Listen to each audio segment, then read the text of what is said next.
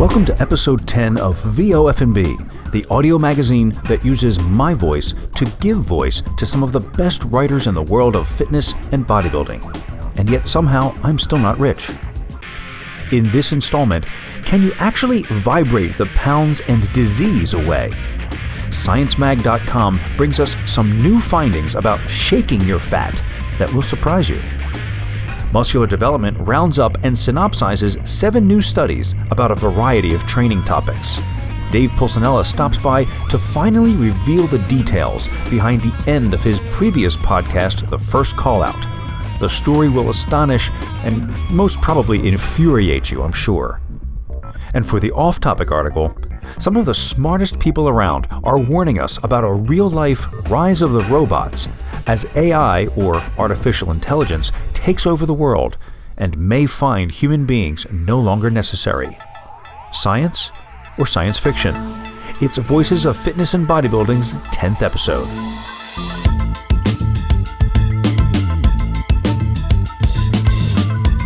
Have you ever seen those old black and white films of people using outdated exercise equipment?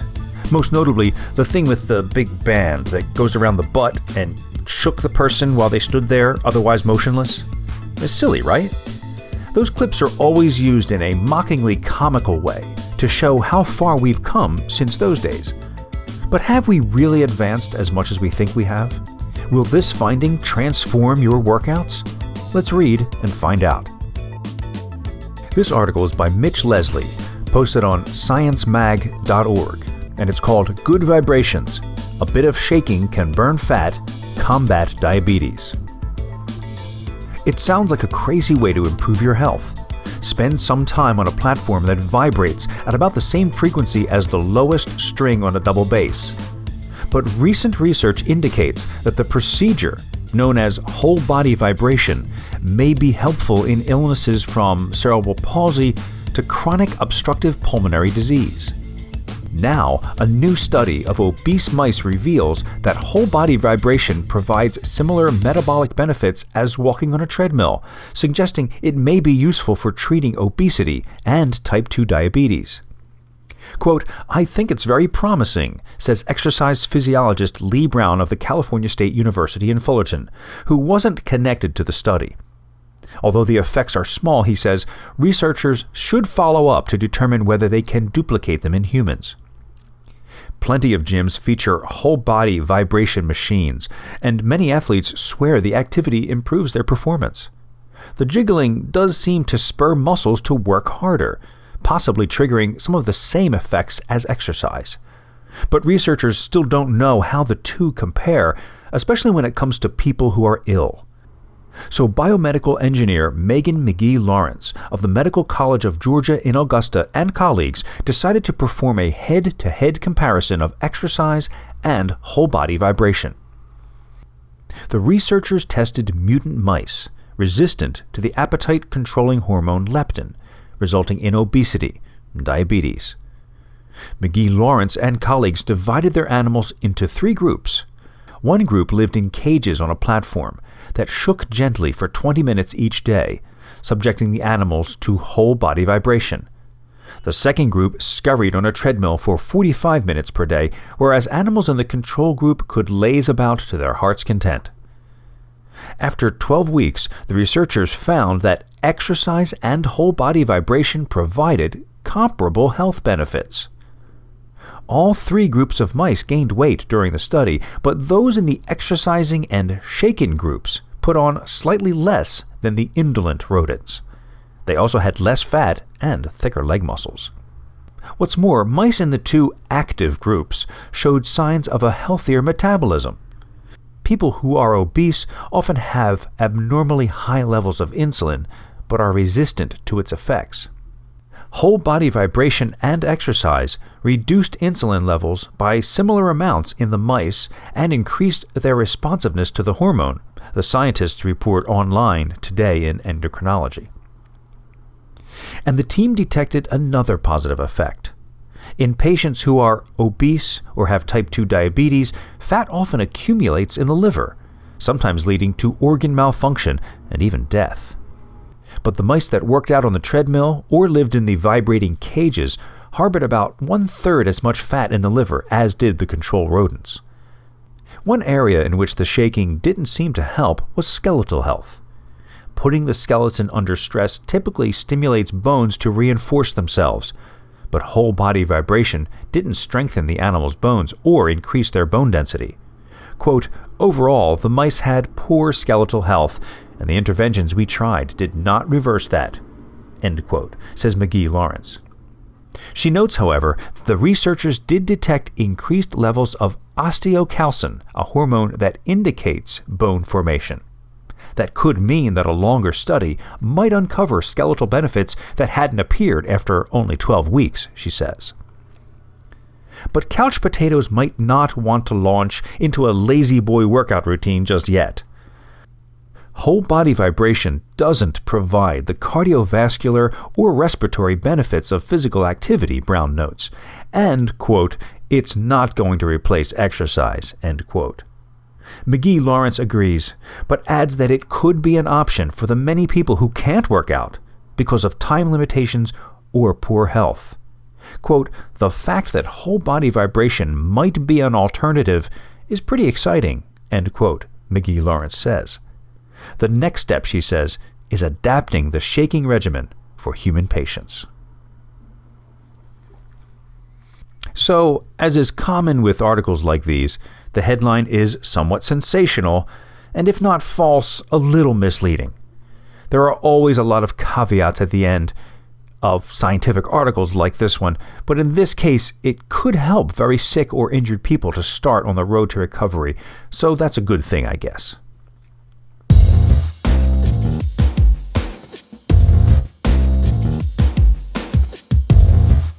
The bodybuilding article this week is written, or I guess I should say compiled, by the team at musculardevelopment.com.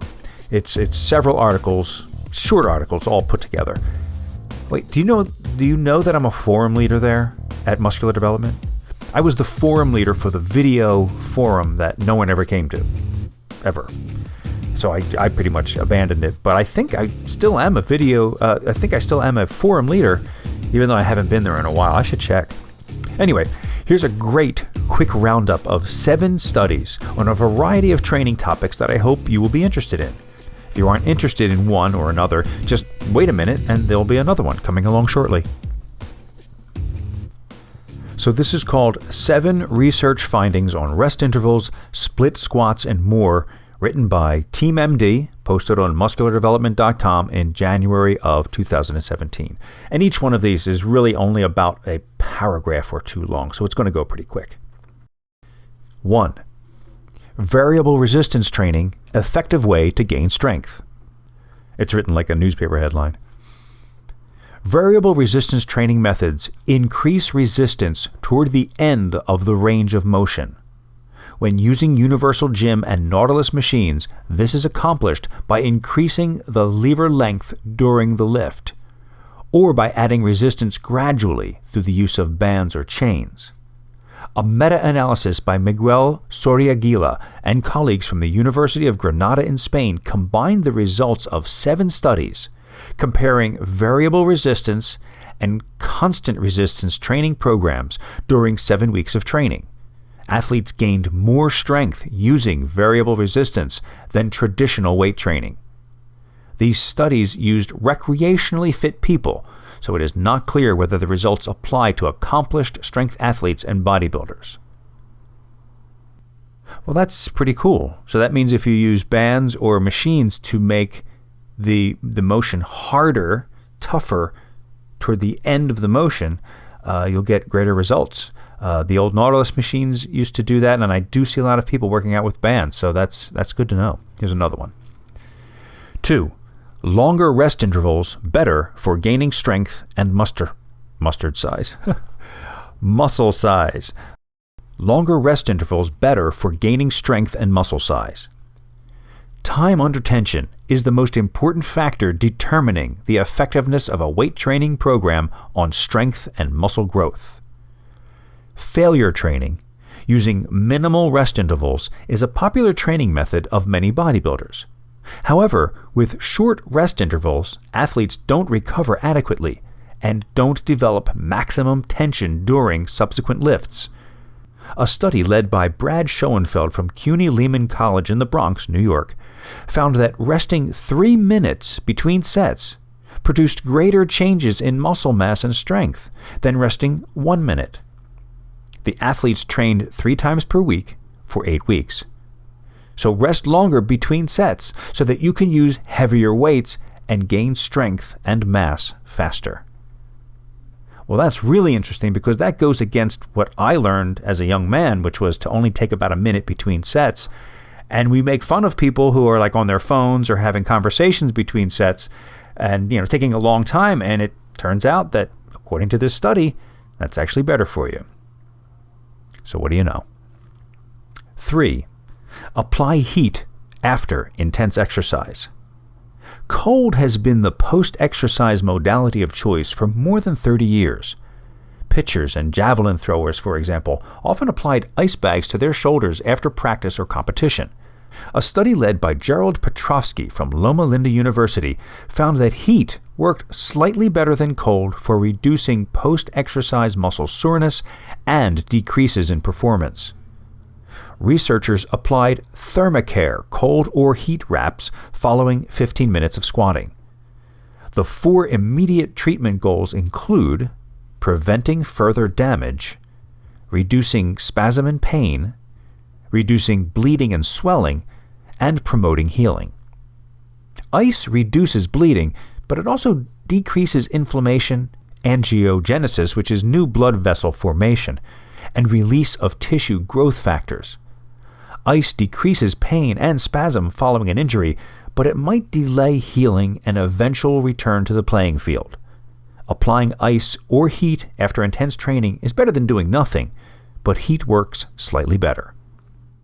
Well, this has been an ongoing debate for years, and I myself have gone back and forth. I have lower back problems with whether I like heat or cold better. Right now I'm on a cold kick when things happen, when I tweak my back. I've been using cold for a while, but once again, a scientific study flips my opinion. I guess I'll have to give heat a try again. 4. Best ways to do split squats and walking lunges. Split squats and walking lunges, particularly holding a dumbbell or kettlebell, are excellent lower body exercises, especially for novice exercisers. A biomechanical study by researchers from the Czech Republic showed that each exercise variation triggered different loading patterns that varied between trained and untrained people. Trained people exercised through greater ranges of motion during these exercises. Split squats resulted in the greatest range of motion for trained and untrained people and would be the preferred exercise for beginners. Subjects achieved the greatest loading patterns when they held a weight in the opposite hand from the squatting leg. Well, that all seems very esoteric. I hope that's useful to some of you guys. I'm not doing exercises like this at this point in my life, again, with the back problems and knee problems that are associated with aging. I'm 55 at this point. So, hopefully that one's helpful for you. And again, you can always go to musculardevelopment.com and look up this 7 research findings, because at the end of each one of them, they give you a link to the actual study. If you wanted to read in depth, you could go to that study. It's in the Journal of Strength and Conditioning Research, and then they give you all the numbers, how to find it. So you could read that study and really get into it if that sounds like it's something that you're interested in. 5. Practice HIIT for rapid improvement in fitness. Few exercise techniques are more effective at improving fitness rapidly than high-intensity interval training, HIIT. A series of brief, high-intensity exercise sessions interspersed with short rest periods. The 4 components of interval training include distance, repetition, intensity, and rest, defined as follows. 1. Distance refers to either the distance or time of the exercise interval. 2. Repetition refers to the number of times you are repeating the exercise. 3. Intensity refers to the speed of performing the exercise. 4. Rest refers to the time spent recovering between exercises. Canadian researchers determined that 6 sessions of high-intensity interval training on a stationary bike increased muscle oxidative capacity by almost 50%, muscle glycogen by 20%, and cycle endurance capacity by 100%. The subjects made these remarkable improvements by exercising only 15 minutes in 2 weeks. Each workout consisted of 4 to 7 repetitions of high-intensity exercise. Each repetition consisted of 30 seconds at near maximum effort on a stationary bike. Follow-up studies showed that practicing HIIT 3 times weekly for 6 weeks improved endurance and aerobic capacity, as well as training 5 times a week for 60 minutes for 6 weeks. Let me repeat that. HIIT 3 times a week for 6 weeks improved endurance and aerobic capacity the same as normal training 5 times a week for 60 minutes for 6 weeks. These studies and many others showed the value of high-intensity training to build aerobic capacity and endurance. Another positive study about HIIT, and I've heard of several recently, which is very cool because that's what I've just started doing now. So I'm hoping to see some of these results in the next few weeks. Here's another one about HIIT training. 6. HIIT and traditional aerobics produce similar results. High-intensity interval training involves repetitions of intense exercise lasting 10 to about 180 seconds, followed by rest or reduced exercise intensity. Scores of studies have shown that HIIT increases fitness faster than traditional moderate-intensity exercise. Its effects on weight loss are less certain, particularly in obese and overweight people. Norwegian researchers found that obese women lost equal amounts of weight participating in HIIT, traditional aerobics, or a combination of HIIT and aerobics. 90% of success in life comes from showing up. Showing up is hard for a lot of people. This study showed that people benefit from many types of exercise programs. Vary your program to make it more interesting.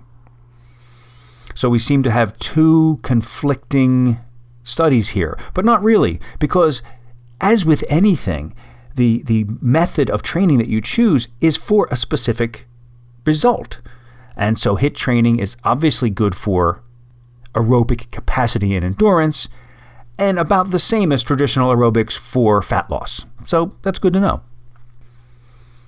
And now the last one. Number 7, kettlebell high-intensity training produces rapid results.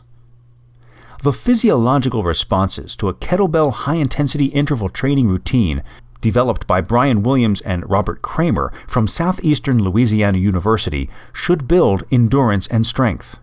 The routine is a 12-minute kettlebell workout that uses a Tabata regimen, repetitions of 20 seconds of kettlebell exercises followed by 10 seconds of rest. The kettlebell exercises in the circuit were the sumo squat, swing, one-arm clean and press, and sumo deadlift. The responses to the kettlebell circuit were similar to a time-matched interval training workout on a stationary bike. Caloric expenditure and heart rate were similar between workouts. The study expanded our view of high-intensity exercise. A high-intensity kettlebell circuit can substitute for high-intensity interval training workouts on a stationary bike or elliptical trainer. Again, I don't really know how useful this one is. I'm glad they did the research because it basically shows that high-intensity training of any kind is kind of interchangeable if that's what you're going for. So I hope these 7 study abstracts were good for you, were helpful. Again, you can go to musculardevelopment.com.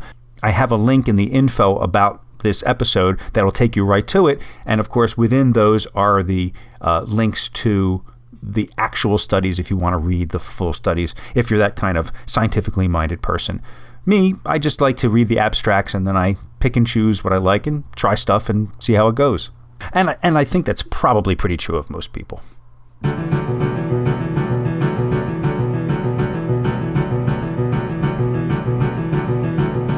And now it's time for the segment with my brother, Dave Pulcinella. We're going to talk about a few things that have been going on recently. Dave, are you there? Now that everyone has sat through your drivel, just waiting for this section to come on. They like my drivel. I guess they do, don't they? They must. It depends on the article, of course. I'm trying to pick things that I think people think are interesting, and if not, they can skip over them. That's why I give them the times that each thing begins. If you don't like it, you skip to the next one. I think you've done a great job picking those articles. Thanks. Well, you've helped a little bit too, and other people have helped too. I always try to throw them at somebody. Do you find this interesting? Just besides me, and most of the time, yeah, it's good feedback. Good idea. So I'm sitting here with my glass of wine. I just took my Ambien, my Vicodin, my Percocet. So this show, what's the show? We're going to be about 5 to 7 minutes. My head's going to be on the keyboard. I'm just kidding. I didn't take any of that. Oh. But I am taking a glass of wine. What do you got? I got vodka. Oh, what do you mean what I have for you to talk about? Well, what do you got for drink? Well, I thought I have vodka with ginger ale and lime juice. Supremely gay. But I like it. As if my Pinot Grigio is not. Yeah, seriously. Drinking it with your pinkies out. Oh, you know I am. Do you know what's really gay? Is worrying about what other people think is gay. That's what I've always thought. Really, really, really gay? What? When a dude sucks another dude's dick. Never mind. That's true. That is true. That's actually gay. Anyway, for episode 10, which is where we are now, I thought we might catch people up on what's happening with your recovery from your second leg exploding. Oh, really? Yeah. Dude. People want to hear about it. Well, I'm going to preface this with something positive. And then end on something negative? And then what? And then end on something negative? Yeah. It's supposed to go the other way. No, I'm back in the gym 3 days a week doing just upper body. Because I'm just going to do what I can, which is not much. Because now I also have what I think, I don't know if I mentioned this on the other show. I also have what I'm pretty sure is a rotator cuff tear in my shoulder.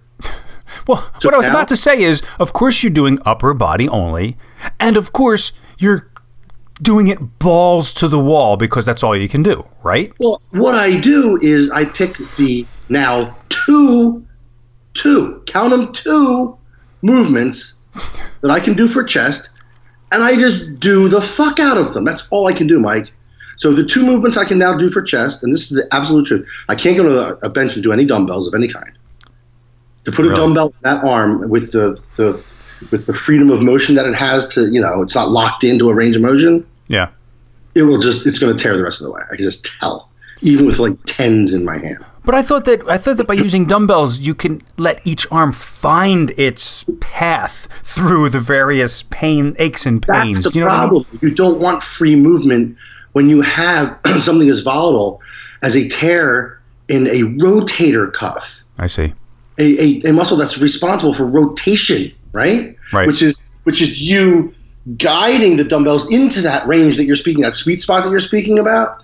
While you're getting there, you're doing things that could potentially tear it even worse.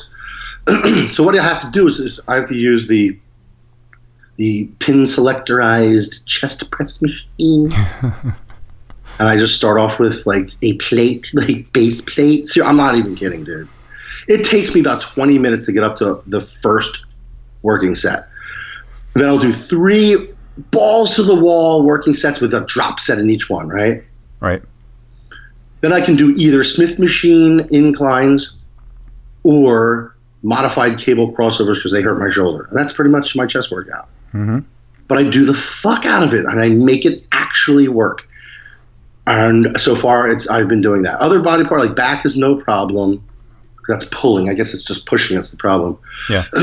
And arms, I can't do any sort of dumbbell curls at all because that requires slight rotation, which can't happen. So there I am there. Now with the legs, a lot of things take a lot of support. For instance, if I'm doing heavy upright rows in the Smith machine, like 185 whatever, which I can still do, you're using your knees kind of as a shock absorber.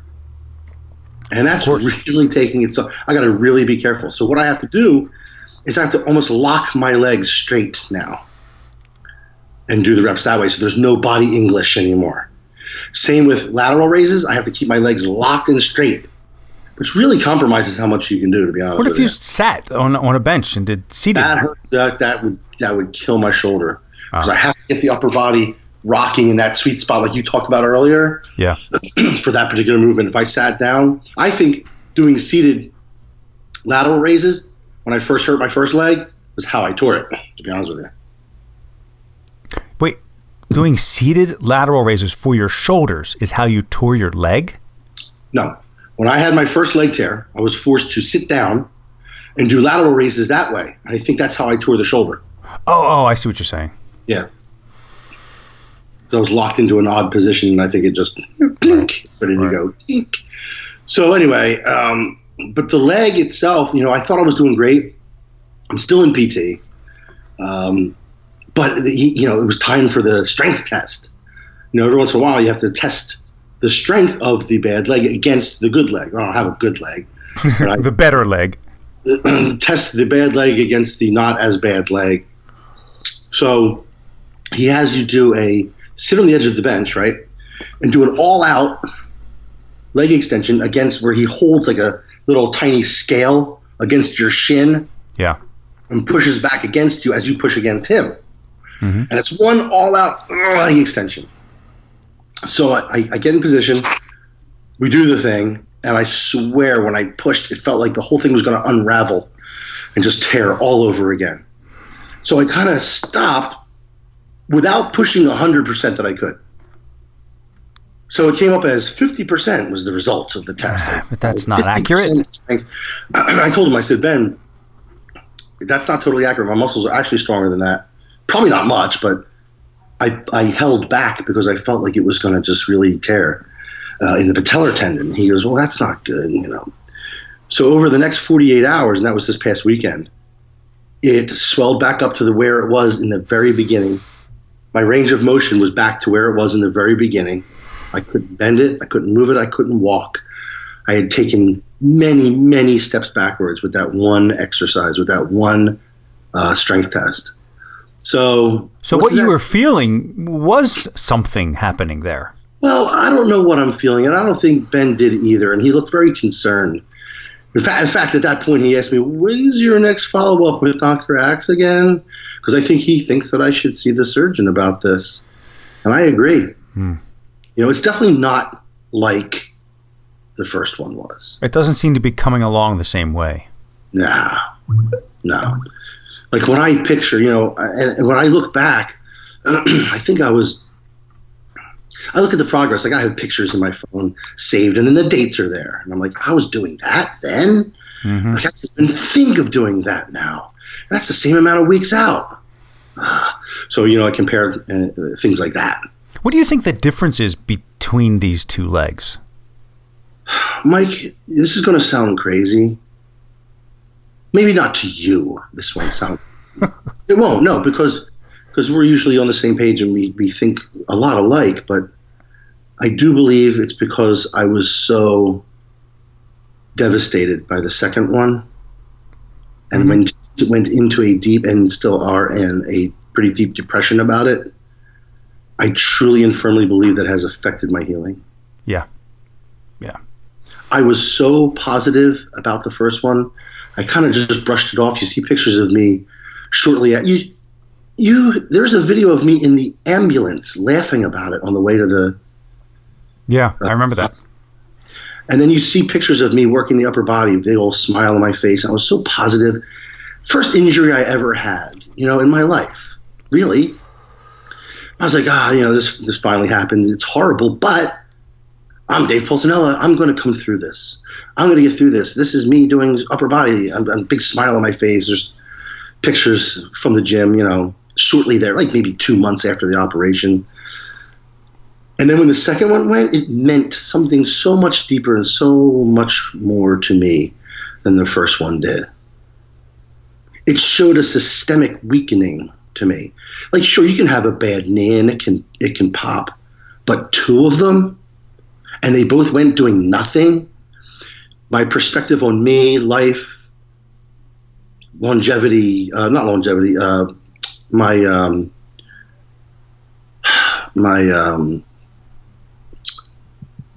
that life is finite. Yeah. It's not infinite. Mortality. Fuck, I can't think of that word. I need more wine. My mortality. How, I all of a sudden felt very vulnerable. Now I had no legs under me. Before I had one good leg and another fucked up leg, and I was getting around. But now I had no good legs under me. Yeah. I had one that was 85% healed and one that was just freshly broken. And that's what I was trying to walk around on. And it was is severely depressing because of what it meant to me. And I really, as strong as I am, man, it really tested every fiber of that strength like nothing in my life ever has. And I do believe that it has affected my healing. And now that I know that 100%, which I really have really locked into that and keyed into that lately, I'm really trying to change my entire attitude about this, and I feel like it's working. There are studies that have been done that show that people who pray for healing, who are, sick or injured, and they pray for their healing, do get better faster. And of course, a lot of people think, well, that's, God working his miracles. Me being an agnostic or atheist, I think it shows the power of the mind. If these people are truly convinced that they're calling on this higher power to heal them, they heal themselves. I mean, I could be wrong. There could be a higher power flowing through them or whatever. But I mean, definitely the confidence and the calm that sort of faith and belief gives you does have effects. Religious people live longer. Do you know that? No, I actually didn't. Yeah. There's a study, some studies that show that people who have deep faith live longer because they don't worry about some of the things, the mortality aspect that the rest of us do. Well, clearly what they're doing is they're harnessing the power of their brain to heal the body. And we know that from placebo tests.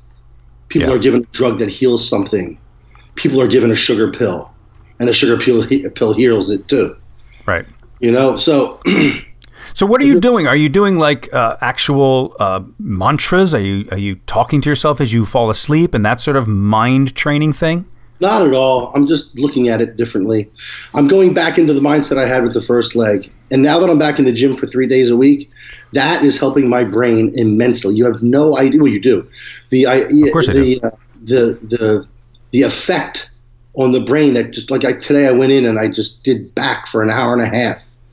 Without hurting myself, You're right.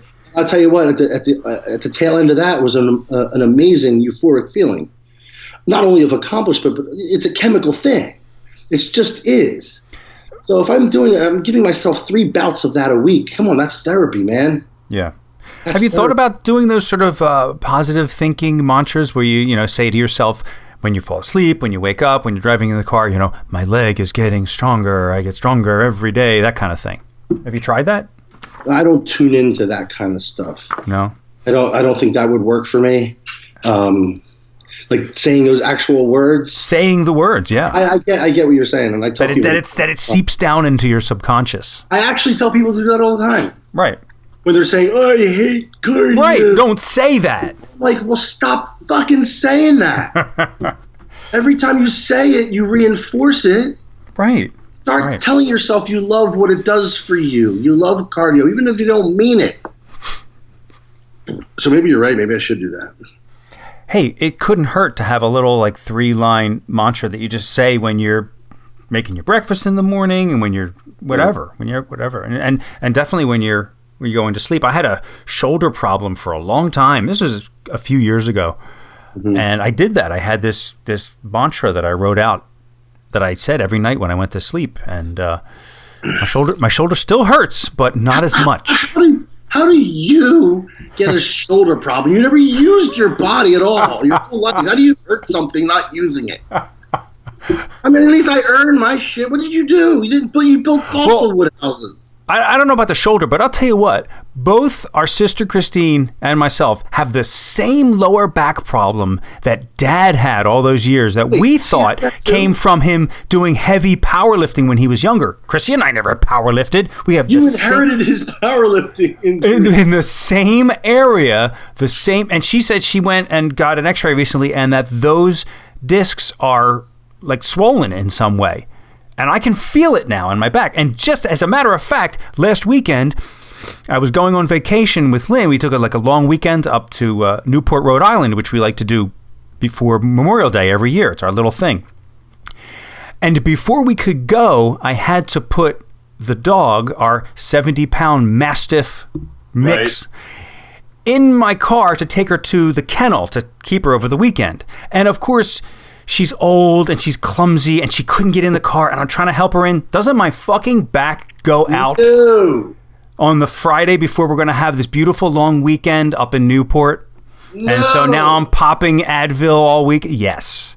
And I made the same sounds that Dad made whenever his back went out and he collapsed onto the ground.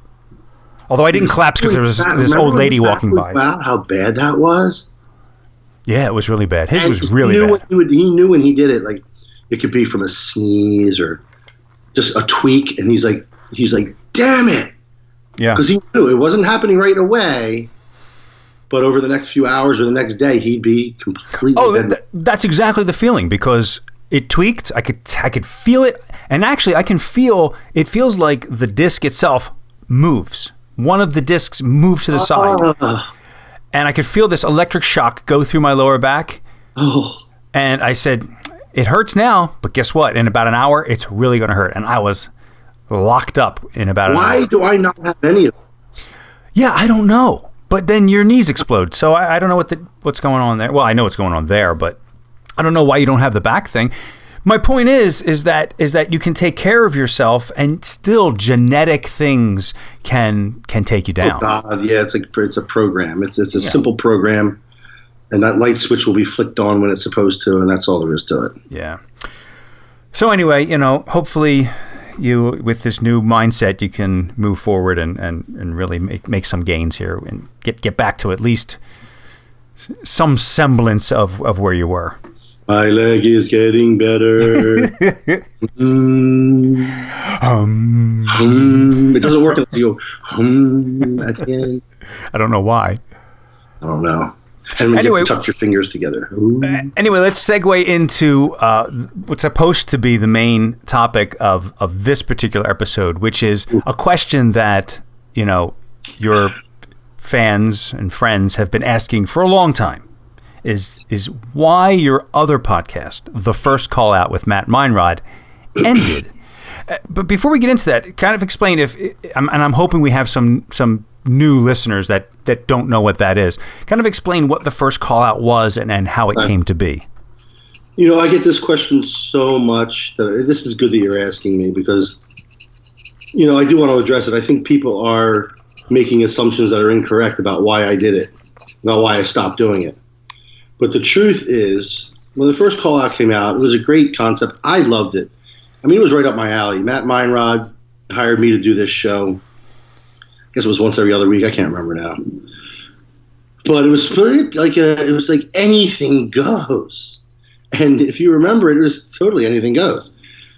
So I would talk about, just sordid stories and things from my past, and certainly a lot of sexual stuff. The show is known for fixating on anal sex for some reason. Yeah, it turned into like a show about anal sex somehow, and all sorts of depravity. So it was really popular with a huge segment of people who tuned in and liked that, almost like a Howard Stern type thing. Yeah. But there was no holds barred. I was a completely open book. I was used to it at that point, because every minutia of my life, right, had been exposed by you with the Raising the Bar trilogy. So I was so used to having my life out there that, and I just didn't care. I think, and to a certain extent, you were proud of that, because as I've talked about before, I've tried to do similar truthful documentaries with other people, and they just weren't, they couldn't be as truthful as you were. And you had heard some of those stories, and I think you were kind of proud of the fact, like, hey, man, I'm an open book. I can talk about anything. Well, I just remember it didn't bother me when you were filming my low points, my lowest points. And this is what people won't let you do. They just won't let you do it. They want fluff pieces at the end of the day. And I didn't care that my world was falling apart and that Jen had just left me and that I was sick and I couldn't move and my energy was so bad. I had to call out of work, and a lot of other things happened in those movies, as you well know. But the fact that the camera was rolling and I was at my lowest, I didn't care. I wanted people to see it. Yeah. For some reason, I was very comfortable being an open book. And that just carried over into the First Callout, the radio show. So we would talk about all manner of things and all kinds of sordid details and, racy stories. And I was just, there was no subject that was off limits. And sometimes it got really out there. Mm-hmm. And is this the way Matt Meinrad had proposed it to you from the beginning? Is this what he said it would be? Because theoretically, it's supposed to be about bodybuilding. It was supposed to be about bodybuilding, but it was like an anything goes show from the beginning. Is that what he said it was going to be? Is that how he proposed it to you?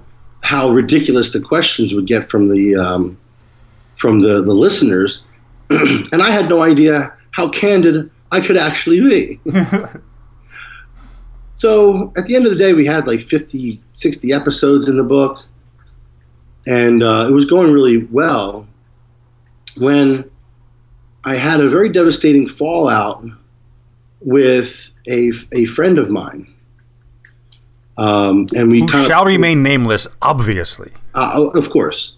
And we parted ways, and it wasn't in the most cordial of ways at all that we parted. It wasn't good. I don't like having things like that in my life.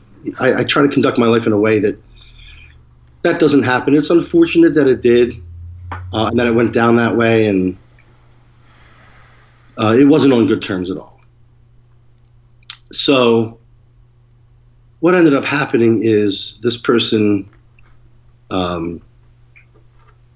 began to send me threats via email, threatening to reveal things about me. Some were true, some were made up, but they were all horrendous things that this person was threatening to go to like the state police with. I didn't know if they were serious or just angry, but it didn't matter to me. What mattered to me was that this is scary shit, because it doesn't have to be true.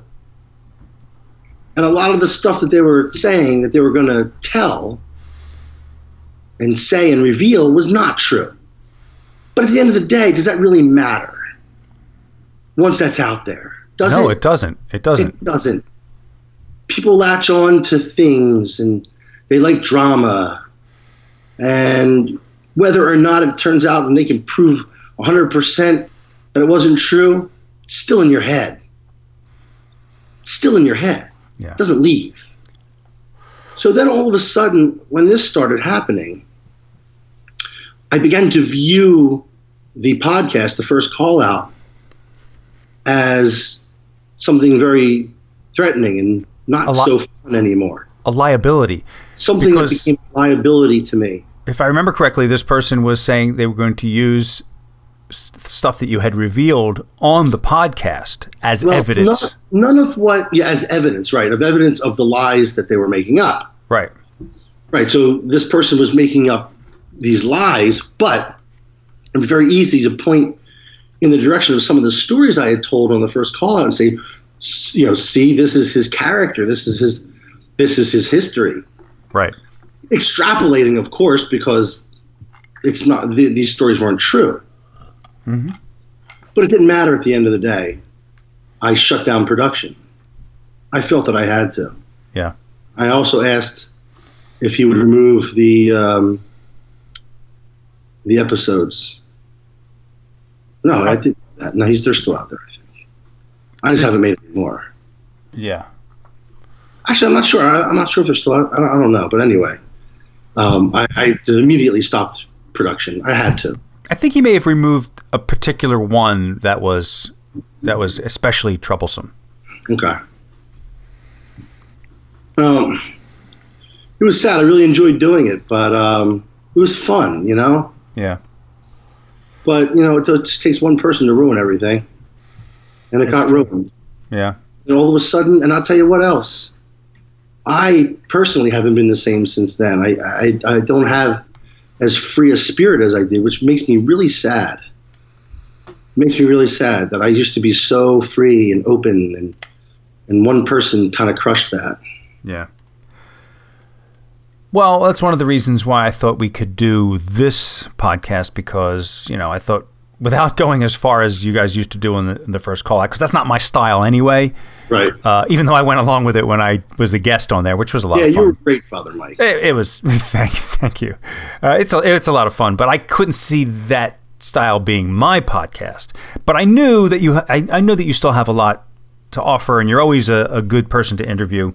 And you have a lot of, you know, so much information about bodybuilding. So I thought I don't have to talk about anal sex to be interesting, right? No. Maybe we should do the anal sex episode sometime in the future. But you know what? The First Callout fans who listen to this, you know, I get private messages all the time. Dude, I'll give you anything if you do the First Callout again. Like, why? But why? Because you know why? Because it felt dangerous, and that's exciting, and it makes your heart race a little bit. Where are these guys going to go? I mean, I thought that myself when I listened to it, even when I was on it. It was a great show. And then you get other people on there who didn't quite get the candor level of that show and say things like, "I plead the fifth. I can't talk about that. My boyfriend wouldn't like it." When we'd have guests on there, you mean? Yes, some guests. Yeah, if you're gonna be a guest on the First Call Out, you can't plead the fifth. Oh wait, you're talking about Autumn, aren't you? I know, poor Autumn. We love Autumn Cleveland, but she was the worst guest because she literally couldn't talk about anything you guys wanted to talk about, and it seemed as if she had never listened to the show, because of course you went completely lascivious with her, because she's an incredibly attractive person, but she was worried about what her mother would think, what her father would think, what her boyfriend would think, and once you're worried about all that, you can't do it. Autumn Cleveland, guess what, honey? Don't go on the show if you can't talk about that stuff. Just be Autumn Cleveland. Oh, we let her have it though, didn't we? Yeah, poor girl. We didn't let her off the hook that easy. She was a good sport about it. Absolutely. So yeah, I thought we could finally put that one to rest, and people will hopefully understand, you know, why you're moving on from that and just being a guest on this show rather than, you know, having the First Call Out be all you as it was. Yeah. I had to move on. Yeah. All right, so let's wrap this one up, and we've got some great topics coming up for the next couple of episodes. In episode 11, we're going to talk about people you need to avoid in the gym and people you need to latch onto in the gym. In episode 12, we're going to be talking about haters and the internet in general. And then episode 13, which I'm really looking forward to, is called the beginner episode, and it's all topics for beginners. If you're beginning a fitness program, if you're beginning becoming a bodybuilder, if it's your first contest, and I'm going to do a segment about if you've never done voiceover before, how to do that for videos and for podcasts. So all that's coming up in the next few episodes. So check in with us with I almost called us the First Call Out. Check in with Voices of Fitness and Bodybuilding, and subscribe, whether on YouTube, SoundCloud, or iTunes. And I'll talk to you next time, Dave. See you, bro. See you later.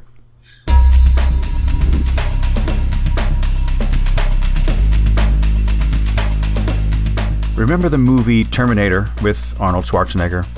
Of course you do. Well, for those few of you who may not have seen it, let me summarize quickly. The writers of that movie, James Cameron, Gail Ann Hurd, and William Wisher Jr., predicted a dystopian future in which the computers of the world, after becoming conscious, then try to destroy humankind. the underground freedom fighters of the future send a warrior back to the 1980s to stop the whole mess from happening. Unfortunately, the sentient world computer system also sends back a robot in human form, with an Austrian accent for some reason, in order to stop him from stopping things. It's a great, classic action movie, but pretty far-fetched, wouldn't you say? Well, not so fast. It turns out some of the greatest thinkers of our time do believe that the downfall of humanity could in fact come from AI, or artificial intelligence. In other words, they fear a global computer system, like Skynet in the Terminator movie, taking over the world and possibly doing away with us. But don't take my word for it. In this article, one of the most iconoclastic figures of our generation, Bill Gates, has a warning for us about the direction we may be headed. Bill Gates on dangers of artificial intelligence. Quote, "I don't understand why some people are not concerned." Written by Peter Hawley and posted on WashingtonPost.com, January 29th, 2015. So this is a few years old, but I think still very relevant. Bill Gates is a passionate technology advocate. Big surprise. But his predictions about the future of computing aren't uniformly positive.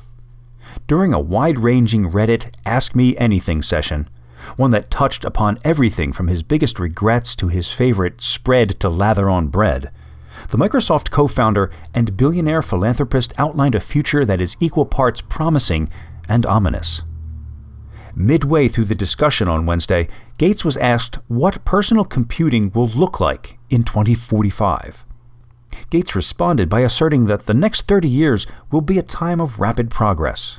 Quote, "Even in the next 10 years, problems like vision and speech understanding and translation will be very good," he wrote. Quote, "Mechanical robot tasks like picking fruit or moving a hospital patient will be solved. Once computers/robots get to a level of capability where seeing and moving is easy for them, then they will be used very extensively," end quote. He went on to highlight a Microsoft project known as the Personal Agent, which is being designed to help people manage their memory, attention, and focus. Quote, "The idea that you have to find applications and pick them, and they each are trying to tell you what is new, is just not the efficient model. The agent will help solve this," he said. Quote, "It will work across all your devices," end quote.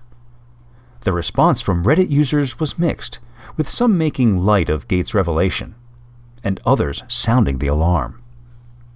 Quote, "This technology you are developing sounds at its essence like the centralization of knowledge intake," a Redditor wrote.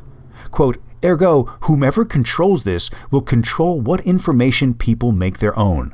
Even today, we see the daily consequences of people who live in an environment that essentially tunnel visions their knowledge," end quote.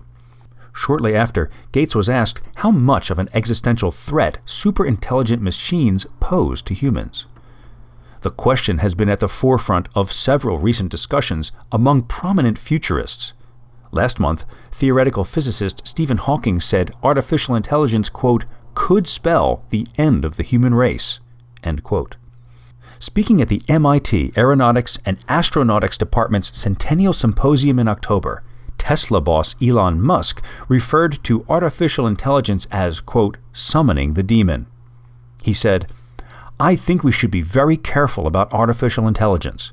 If I were to guess what our biggest existential threat is, it's probably that. So we need to be very careful with the artificial intelligence.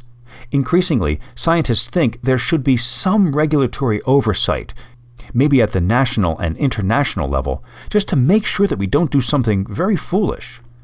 With artificial intelligence, we are summoning the demon.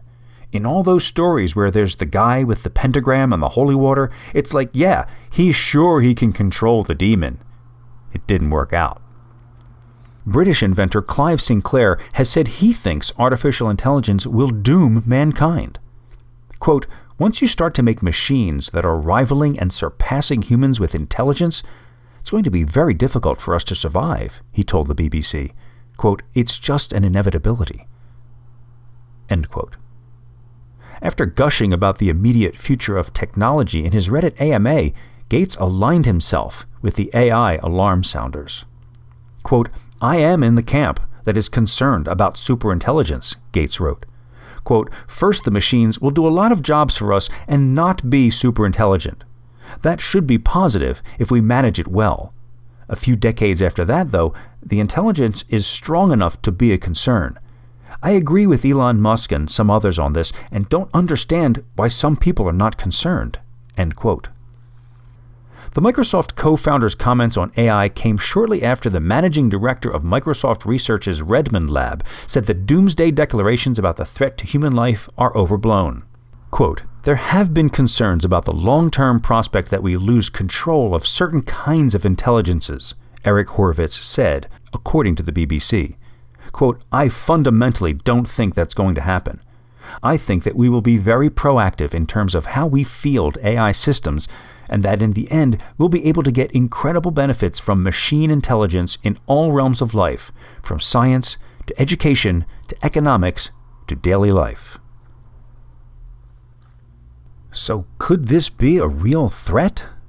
I mean, it's not just Gates and Hawking talking about this. You've got Elon Musk in the article there, great thinkers like Sam Harris and the physicist Lawrence Krauss.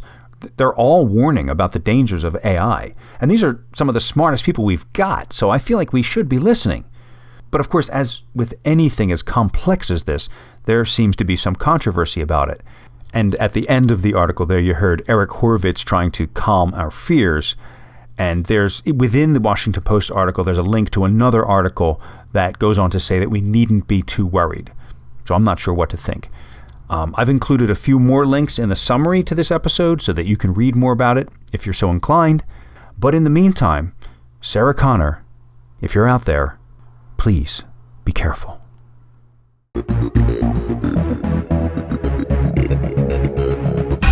Thanks for listening to Voices of Fitness and Bodybuilding. If you like what you hear, please share. Tell your friends about us. Help us spread the word. And if you listen on iTunes, please rate the show. That really helps us too. Or you can subscribe on YouTube to my channel if that works for you. And you can always find us on SoundCloud as well. There are lots of ways to listen. Just a reminder that you can send me articles to be considered for this podcast at mike@mikepulcinella.com. They can be articles you find or pieces you write yourself. So till next time, stay active and stay healthy.